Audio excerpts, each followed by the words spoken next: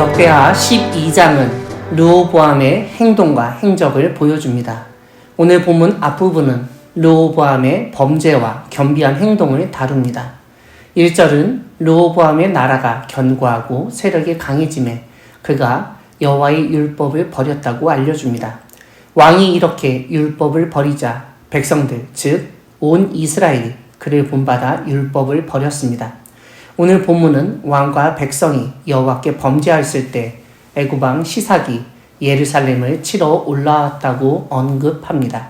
시삭에게는 병거가 1200대였고 마병이 6만 명이었습니다. 그뿐만 아니라 리비아와 숫과 구스 사람이 헤아릴 수 없는 군대로 함께 올라왔습니다.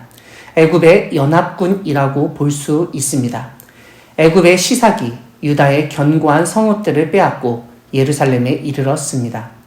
유다 방백들이 시삭의 일로 예루살렘에 모였을 때 스마야가 르호보암과 방백들에게 너희가 나를 버렸으므로 나도 너희를 버려 시삭의 손에 넘겼노라는 여호와 하나님의 말씀을 전합니다. 이런 하나님의 말씀을 듣고 이스라엘 방백들과 왕이 스스로 겸비하였고 여호와는 의로우시다고 고백했습니다. 즉 자신들이 그런 처벌을 받을 죄악을 지었다는 사실을 인정하고 달게 받겠다고 말한 것입니다.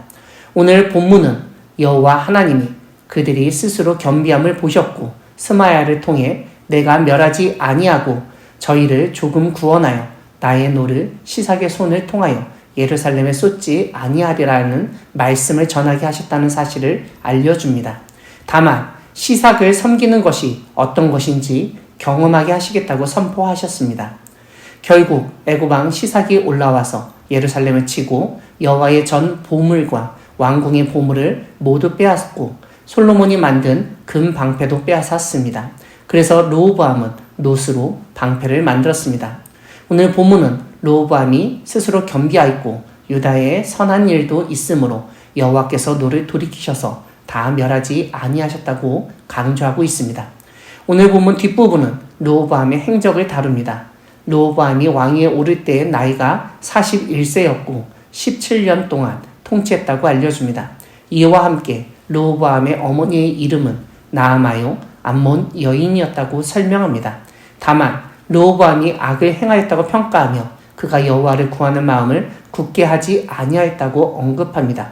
또한 르호보암과 여로보암 사이에 항상 전쟁이 있었다는 사실과 함께 그의 아들 아비야가 그를 대신하여 왕이 된 것도 알려줍니다. 사랑하는 광야교회 성도 여러분, 하나님은 잘못을 뉘우치고 겸비한 사람을 멸하지 않는 분이십니다.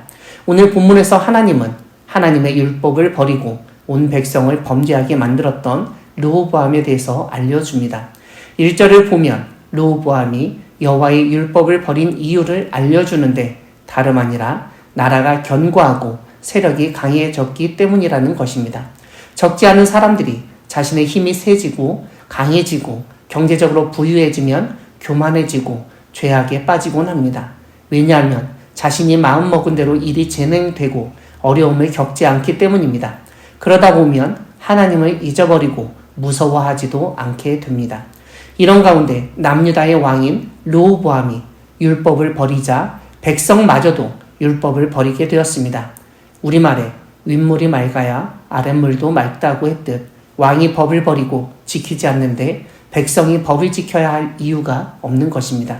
말 그대로 무법천지가 되는 것은 한순간입니다. 이러한 남유다를 징벌하기 위해서 하나님은 애굽의 왕 시삭을 사용하십니다. 오늘 본문에서는 시삭의 군대와 리비아와 숫과 구스 사람의 군대가 함께 예루살렘을 치러 올라왔다고 언급합니다.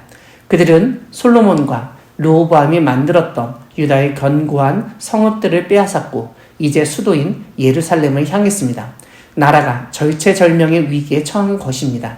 이때 하나님은 예언자 스마야를 통해서 너희가 나를 버렸으므로 나도 너희를 버려 시삭의 손에 넘겼노라는 여호와 하나님의 말씀을 전하게 하십니다.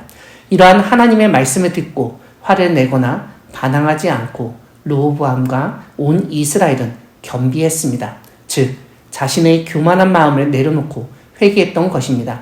그러자 하나님은 그들의 겸비함을 보시고 다시 한번 스마야를 통해 내가 멸하지 아니하고 구원하여 나의 노를 시삭의 손을 통하여 예루살렘에 쏟지 아니하리라고 약속하셨습니다.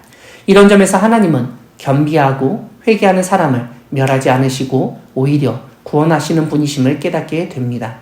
건강하고 부유해지고 사업이 잘 되고 승진하고 가정이 화목하고 모든 것이 형통할 때 하나님을 잘 믿고 섬겨야 하는데 적지 않은 사람들이 그렇게 살지 못합니다. 오늘 본문의 르호보암처럼 오히려 율법, 즉 하나님의 말씀을 버리고 생활할 때가 많습니다. 자신만 그렇게 생활하는 것도 문제인데 주변의 다른 사람들까지도 신앙을 버리고 살도록 부추기는 경우가 많습니다. 그럴 때 하나님이 징벌하실 수 있습니다. 하지만 그때 잘못을 뉘우치고 회개한다면 하나님은 용서하시고 구원의 은혜를 다시 베풀어 주십니다. 르호보암의 예를 기억하며 하나님의 율법, 말씀을 붙들고 잘 지키며 주변 사람들까지도 신앙생활을 잘 하도록 인도하는 우리 모두가 되기를 소망합니다. 아멘.